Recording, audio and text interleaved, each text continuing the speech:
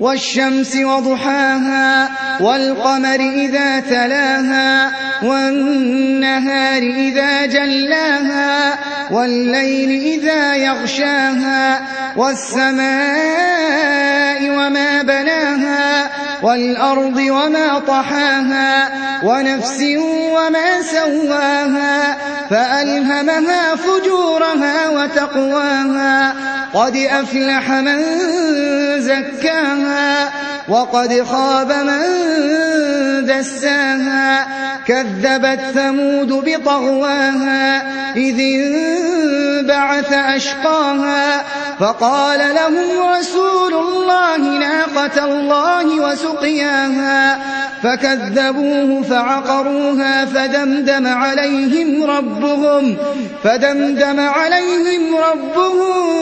بذنبهم فسواها ولا يخاف عقباها